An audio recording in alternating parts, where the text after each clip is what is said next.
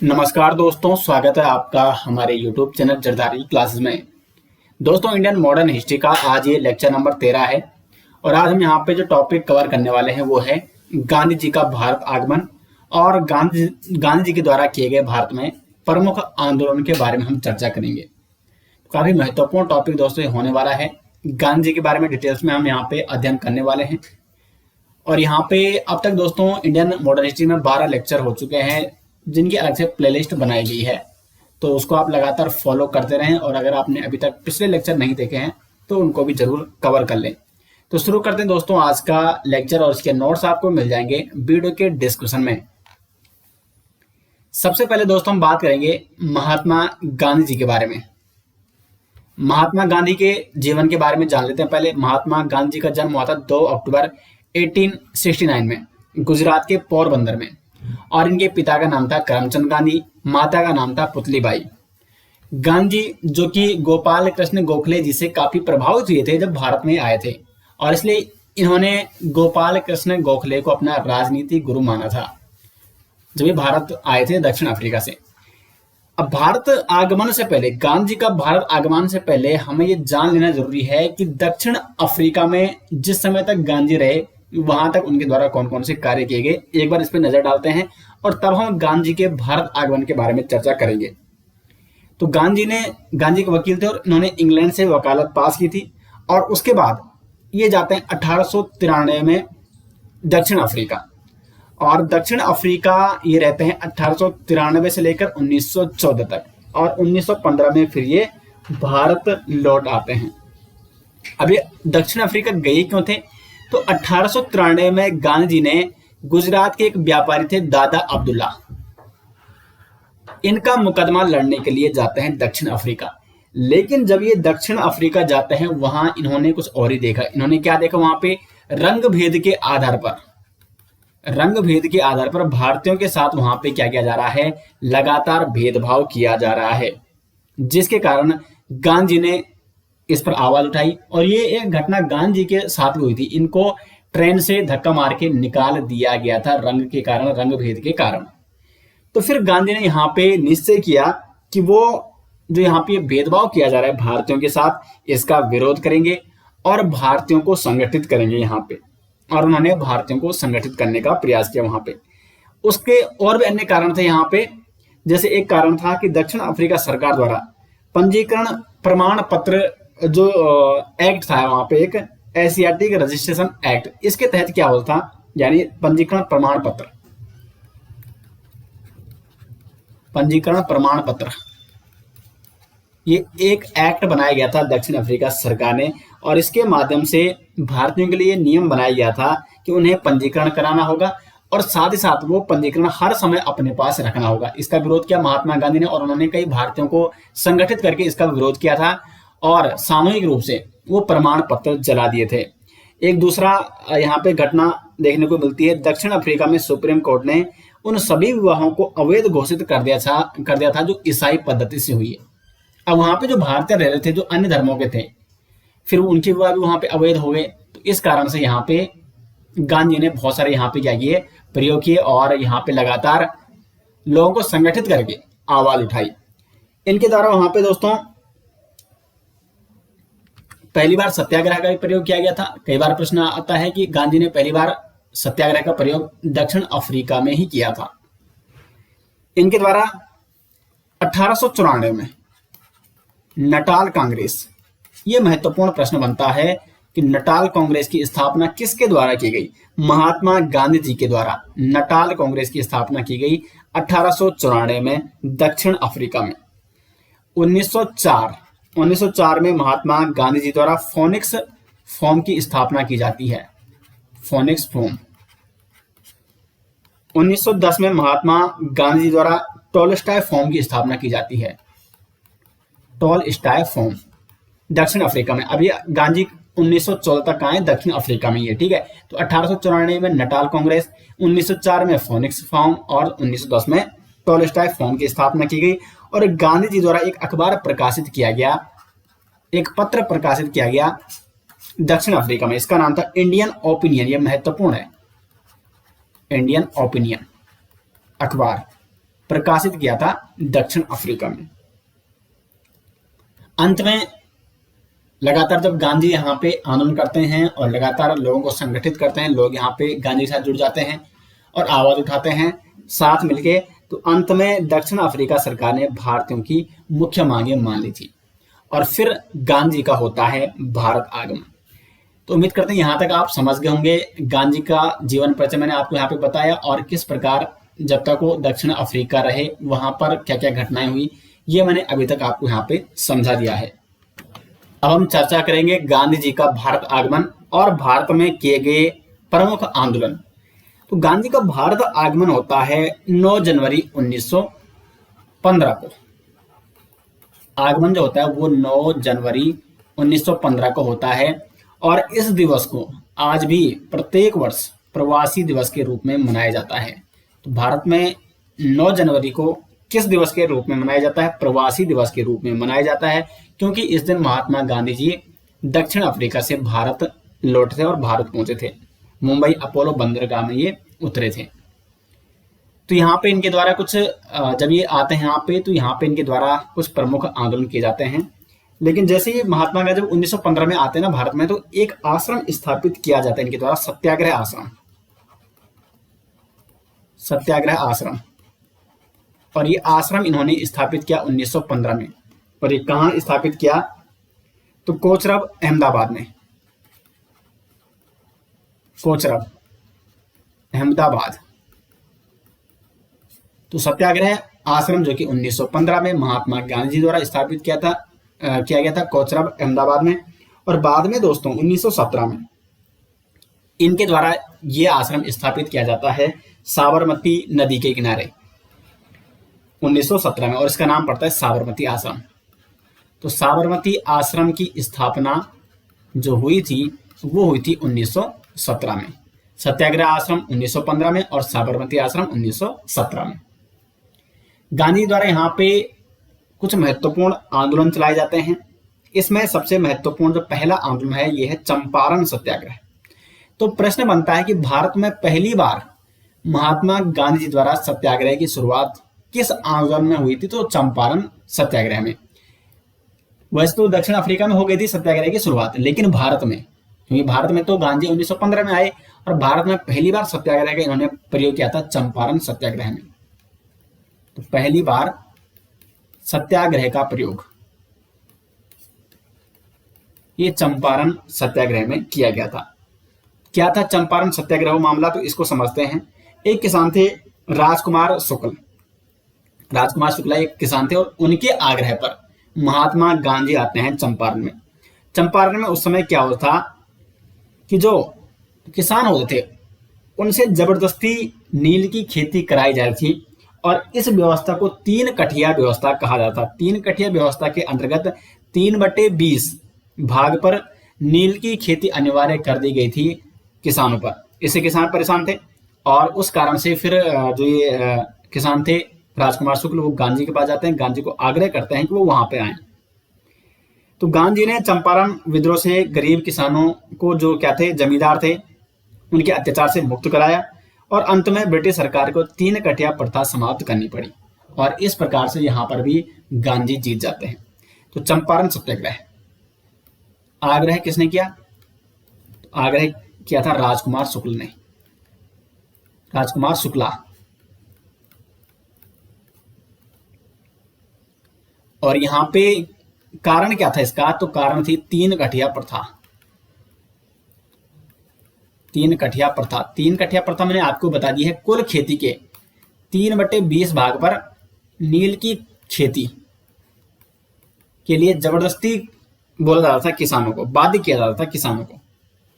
तो इस कारण किसान यहाँ पे परेशान थे, वो अन्य फसलों को नहीं उगा पा रहे थे, जिस कारण यहाँ पे फिर महात्मा गांधी पधारते हैं और यहाँ पर पहली बार वो सत्याग्रह का प्रयोग करते हैं और ब्रिटिश सरकार को अंत में हार माननी पड़ती है और 3 कठिया प्रथा यहाँ पे समाप्त हो जाती है।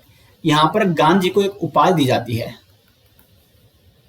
गांधी जी। गांधी को क्या कहा जाता है? यहाँ पे महात्मा कहा गया। किसके द्वारा?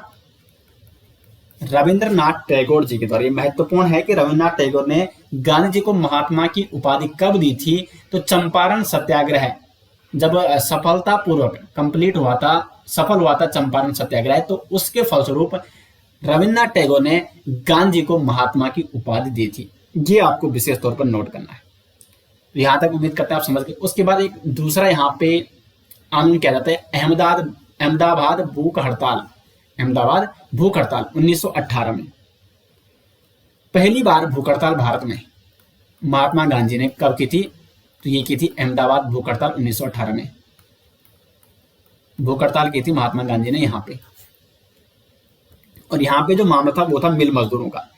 मिल उस समय क्या हुआ था कि खेती उस समय ठीक ठाक हुई नहीं थी, जिस कारण किसान यहाँ पे क्या कर रहे थे, जो मिल मजदूर थे उन्होंने किसानों का वेतन कम कर दिया और किसान यहाँ पे लगातार वेतन वृद्धि की मांग कर रहे थे।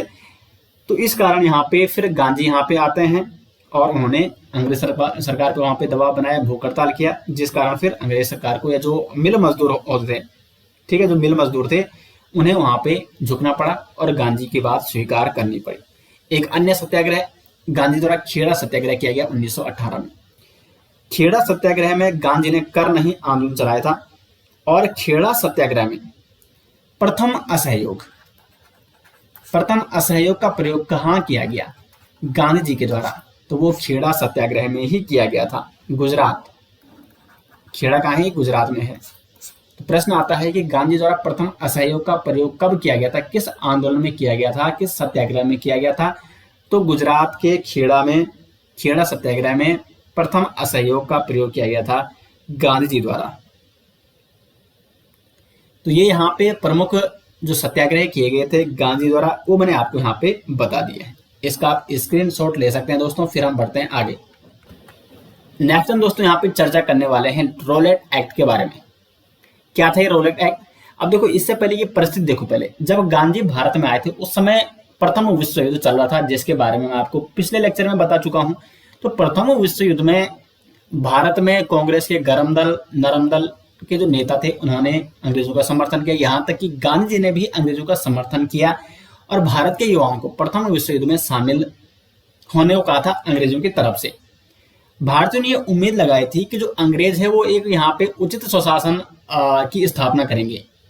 गांधी को प्रथम विश्व युद्ध में जब गांधी ने अंग्रेजों का समर्थन किया तो अंग्रेजों ने गांधी को केसरी हिंद और भर्ती कराने वाला सार्जेंट तक कहा था। लेकिन होता क्या है, उसका परिणाम यहाँ पे क्या देखने को मिलता है? अंग्रेज द्वारा एक रोलेट एक्ट लाया जाता है 1919। इसका जो पूरा नाम है वो है क्रांतिकारी एवं अपराजकता अपराध अधिनियम 1919। इसको समझते क्या थे? पहले इसकी हिस्ट्री देखो। जो रोलेट एक्ट 1919 था, ये सेडिसन कमेटी की सिफारिश पे लाया गया। सेडिसन कमेटी की स्थापना की गई थी 1917 में, जिसका अध्यक्ष था सिडनी रोलेट, और इसलिए इस एक्ट को क्या कहा गया? Rowlatt Act 1919। इसका पूरा नाम है क्रांतिकारी एवं अपराजकता अपराध अधिनियम। इसके नाम से ही लग रहा है कि जो क्रांतिकारी है या जो अपराजक तत्व है उनका वो जो अपराध कर रहे हैं, क्योंकि क्रांतिकारियों को अपराजक ही मानते थे उस समय अंग्रेज, तो उनको रोकना उद्देश्य क्या था रोलेट एक्ट का? भारत में क्रांतिकारी आंदोलन और क्रांतिकारी गतिविधियों को फैलने से रोकना। ये विधेयक 15 अप्रैल 1918 को समिति रिपोर्ट देती है। 1918 को समिति ने रिपोर्ट प्रस्तुत की यहाँ पे। उसके बाद यहाँ पे फरवरी 1919 में विधेयक लाया गया। विधेयक लाया जाता है और उसके बाद 18 मार्च 1919 को रोलेट एक्ट हो जाता है पारित। तो रोलेट एक्ट पारित कब हुआ? 18 मार्च 1919 को। रोलेट एक्ट को दोस्तों काला कानून और बिना वकील, बिना अपील और बिना दलील का कानून भी कहा जाता है। क्यों कहा जाता है इसको बिना वकील, बिना दलील और बिना अपील का कानून? उसका कारण है क्योंकि जो ये रोलेट एक्ट था ये किसके लिए था? क्रांतिकारियों के विरुद्ध था ये। यानी कोई भी जो क्रांतिकारी है, अगर कोई क्रांति बिना उसके सीधे जो अंग्रेज सरकार थी वो उसको गिरफ्तार कर सकती थी, और गिरफ्तार करने के बावजूद न वो वकील कर सकता था, न कोई वो दलील पेश कर सकता था, और न वो कोई अपील दे सकता था। तो इसलिए इसको बिना वकील, बिना दलील और बिना अपील का कानून भी कहा गया। बिना दलील, बिना अपील और बिना वकील का कानून इसे कहा गया, और इसको काला कानून भी कहा गया भारतीयों द्वारा। इतना खतरनाक कानून था ये। बिना दलील, बिना अपील और बिना वकील, लोगों को सीधे गिरफ्तार किया जाता। वो ना दलील दे सकते थे कुछ, न वो अपील कर सकते थे और न वो किसी वकील को कर सकते थे, और उन्हें सीधे सजा दी जाती थी। सीधे पकड़ करके कहीं से भी उठा करके और सीधे सजा दी जाती थी। तो ये था ये रॉलेट एक्ट। इसके विरोध में भारतीयों ने लगातार संघर्ष किया और गांधी जी ने भी यहाँ पे संपूर्ण देश में एक आंदोलन चलाया 6 अप्रैल 1919 को। 6 अप्रैल 1919 को गांधी जी ने क्या कर दिया, संपूर्ण देश में आंदोलन चला दिया इस एक्ट के विरुद्ध में। उसके बाद यहाँ पे एक घटना देखने को मिलती है, जलियांवाला बाग हत्याकांड 13 अप्रैल 1919 को।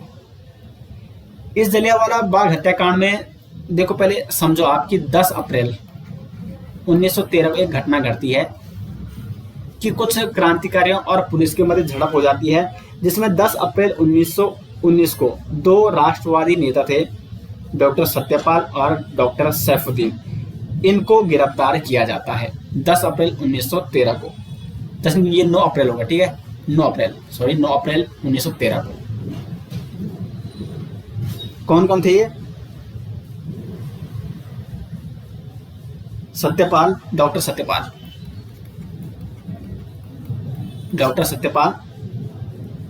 और डॉक्टर सैफुद्दीन किचलू। इनको अंग्रेज सरकार द्वारा, पुलिस द्वारा इन्हें गिरफ्तार किया जाता है। फिर 13 अप्रैल 1919 को जलियांवाला बाग में बैसाखी का दिन था इस दिन, और इनकी गिरफ्तारी के विरोध में एक सभा आयोजित की जाती है, जनसभा एकत्रित की जाती है 13 अप्रैल 1919 को। ये बिल्कुल नियति लोग थे, आम सभा वहां पे की जा रही थी, कोई हथियार नहीं था लोगों के पास, और शांति तरीके से वो वहां पे सभा का आयोजन कर रहे थे। लेकिन उसी समय आता है जनरल ओडायर, जो कि पंजाब का लेफ्टिनेंट गवर्नर था, और इसने पार्क में निहत्थे लोगों पर सीधे गोली चला दी। वहां पे आपने कई मूवियों में भी देखा होगा, और इस घटना के बारे में आपने अक्सर सुना होगा कि कितनी बुरी दशा थी वहां पे। तो जनरल ओडायर ने वहां पे निहत्थे लोगों पर गोली चलवा दी पुलिस के माध्यम से। सरकारी आंकड़ों के अनुसार, जो ब्रिटिश सरकार के सरकारी आंकड़े थे, उसके अनुसार 379 लोग मारे गए थे, जबकि कांग्रेस ने भी एक समिति बनाई थी और कांग्रेस की रिपोर्ट के अनुसार लगभग 1000 से अधिक लोग इस घटना में मारे गए थे। इसके बाद यहाँ पे रविन्द्रनाथ टैगोर ने ब्रिटिश सरकार द्वारा दी गई नाइटहुड की उपाधि लौटा दी थी, और गांधी ने ब्रिटिश सरकार द्वारा जो उन्हें प्रथम विश्व युद्ध में केसर-ए-हिंद की उपाधि दी गई थी, ये लौटा दी। और गांधी ने जो आंदोलन शुरू किया था भारत में उस समय रॉलेट एक्ट के विरुद्ध में, 18 अप्रैल को गांधी ने वो आंदोलन भी वापस ले लिया। 18 अप्रैल 1919 को रविन्द्रनाथ टैगोर ने यहाँ पे नाइटहुड की उपाधि लौटा दी, और गांधी ने केसर-ए-हिंद की उपाधि भी लौटा दी। और उस समय वायसराय की कार्यकारिणी में जो भारतीय सदस्य थे वो थे शंकर राम नागर, इन्होंने भी वायसराय की कार्यकारिणी से त्यागपत्र दे दिया था। अब यहाँ पे जनरल ओडायर के बारे में और आगे जानते हैं। जनरल ओडायर को यहाँ पे ब्रिटिश सरकार द्वारा एक हंटर कमेटी आयोजित की जाती है, और हंटर कमेटी ने जनरल ओडायर को पद से रिक्त किया, और कोई इसको सजा नहीं दी गई। इसको कहाँ भेजा गया? सीधे ब्रिटेन भेजा गया। लेकिन दोस्तों 13 मार्च 1940 लगभग 21 सालों बाद, ठीक है, 21 सालों बाद जनरल ओडायर की हत्या की जाती है। किसके द्वारा? सरदार उधम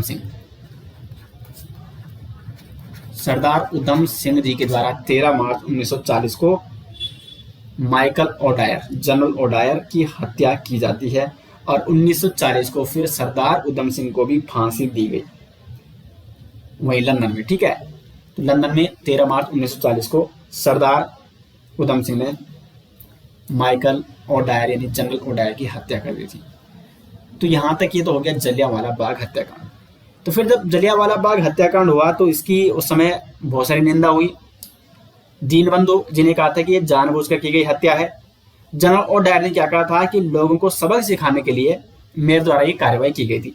जबकि ब्रिटिश अखबार ने छापा था कि आधुनिक इतिहास का एक नृशंस हत्याकांड इसे करार दिया गया था ब्रिटिश अखबार द्वारा। उसके बाद जब लगातार चारों ओर से विरोध हो रहा था तो यहाँ पे ब्रिटिश सरकार द्वारा एक आयोग गठित किया जाता है, हंटर आयोग। हंटर आयोग की स्थापना की जाती है 14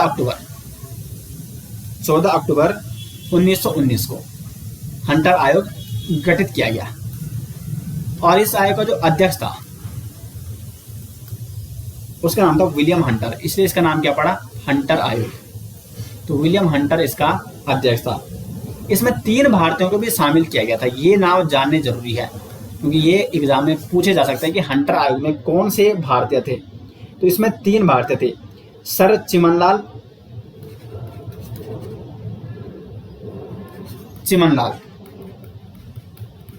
इनका पूरा नाम है सर चिमनलाल हरिलाल सीतलवाड़। ये बॉम्बे विश्वविद्यालय के उपकुलपति थे। दूसरा नाम है यहाँ पे पंडित जगत नारायण। और एक तीसरा नाम है यहाँ पे सरदार साहिबजादा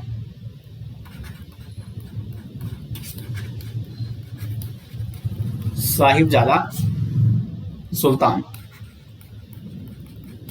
तो ये 3 भारतीय जो कि हंटर कमेटी में, इन्हें भी शामिल किया गया। हंटर कमेटी ने जब अपनी रिपोर्ट सौंपी तो उसमें जनरल ओडायर को पद से रिक्त किया गया और उसे कहाँ भेजा गया, मतलब सजा के तौर पर उसे सिर्फ क्या किया गया, उसे बर्खास्त किया गया अपने पद से। इतनी ही सजा उसको दी गई और उसको लंदन भेजा गया। बाद में सरदार उधम सिंह जी ने उसको गोली मारकर उसकी हत्या कर दी थी। लेकिन कांग्रेस ने भी यहाँ पे एक समिति, कांग्रेस की समिति थी एक कांग्रेस समिति। तो कांग्रेस ने भी एक समिति यहाँ पे बनाई थी, किसकी अध्यक्षता में, तो इसके जो अध्यक्ष थे ये आपको जानने जरूरी है। और इसके अध्यक्ष थे मदन मोहन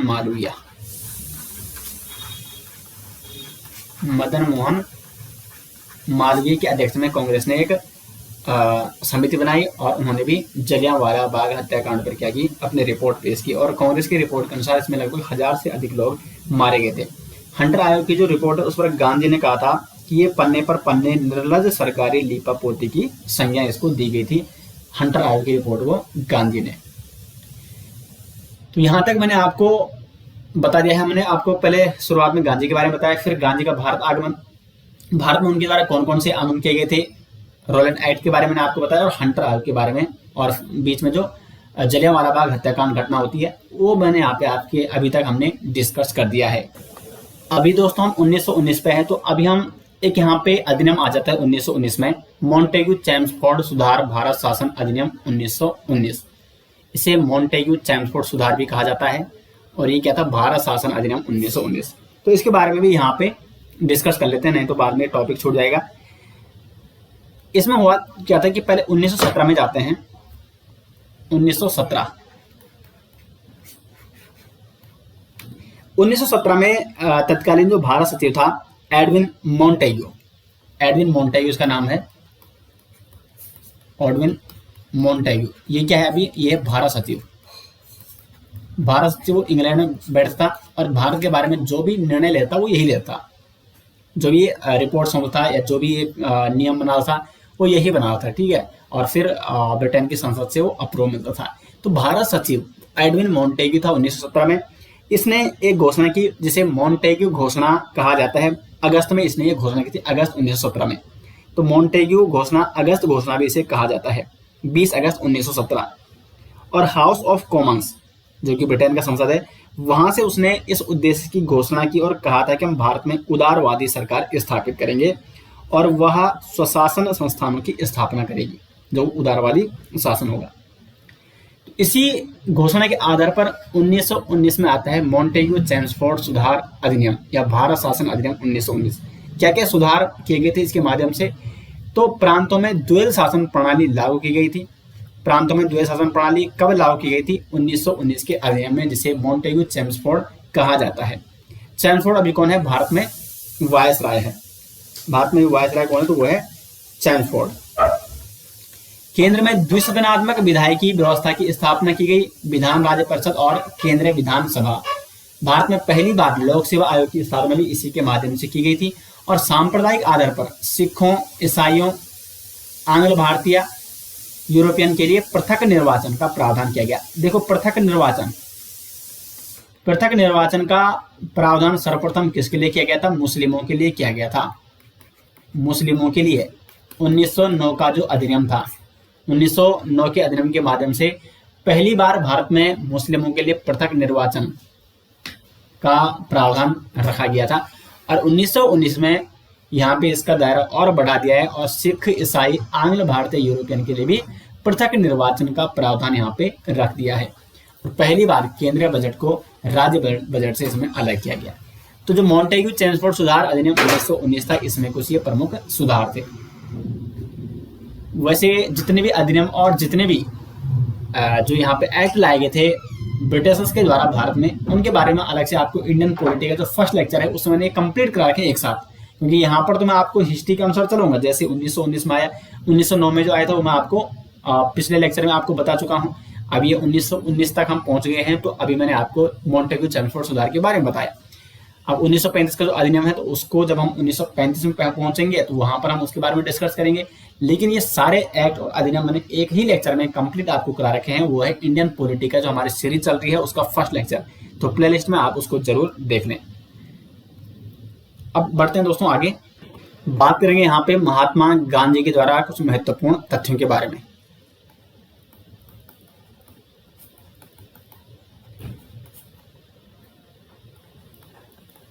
महत्वपूर्ण तथ्य जहां से अक्सर एग्जाम में प्रश्न पूछे जाते हैं, क्योंकि अभी तक हमने महात्मा गांधी के जीवन परिचय के बारे में और उनकी दक्षिण अफ्रीका यात्रा और भारत आगमन, इनके बारे में डिस्कस कर लिया है।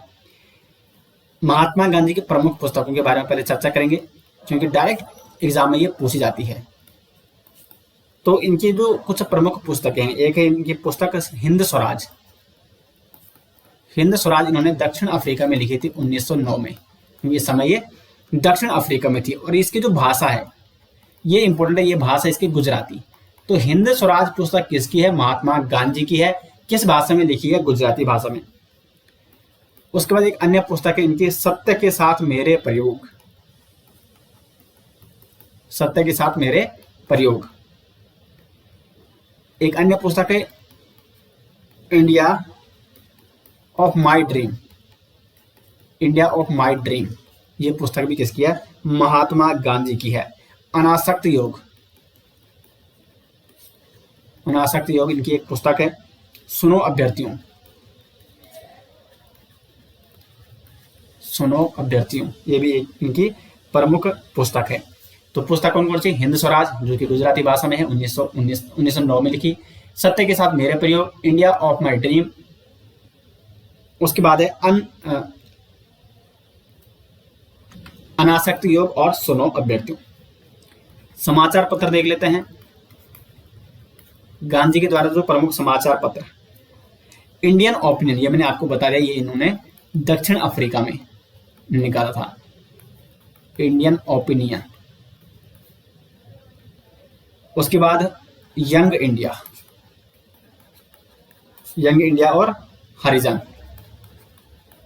हरिजन इन्होंने 1932 में निकाला था। इंडियन ओपिनियन, यंग इंडिया और हरिजन, ये कुछ प्रमुख समाचार पत्र जो कि महात्मा गांधी द्वारा निकाले गए थे। इसका आप स्क्रीनशॉट भी ले सकते हैं। हम बात करते हैं प्रमुख उपाधियों के बारे में। केसर ए हिंद, ये उपाधि इन्हें मिली थी प्रथम विश्व युद्ध में, अंग्रेजों द्वारा ये दी गई थी केसर ए हिंद की उपाधि।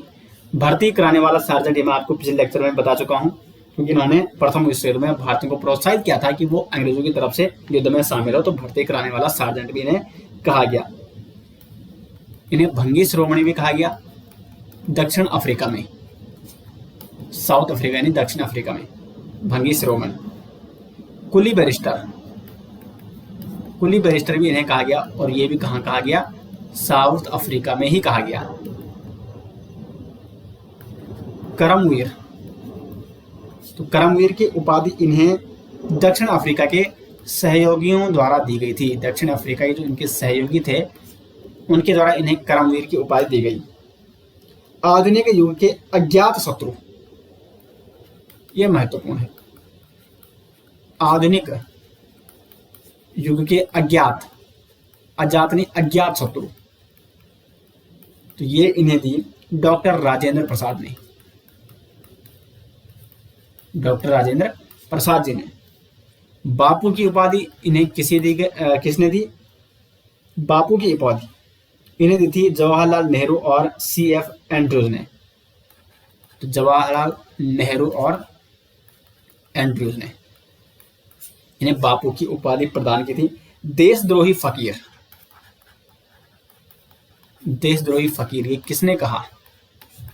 तो ये देशद्रोही फकीर इन्हें कहा था विंस्टन चर्चिल ने। चर्चिल ने इन्हें देशद्रोही फकीर कहा था। भिखारियों का राजा,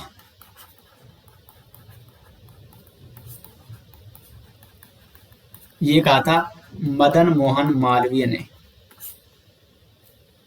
राष्ट्रपिता, राष्ट्रपिता की उपाधि महात्मा गांधी को सुभाष चंद्र बोस जी ने दी थी। सुभाष चंद्र बोस जी के द्वारा राष्ट्रपिता की उपाधि दी गई थी महात्मा गांधी को।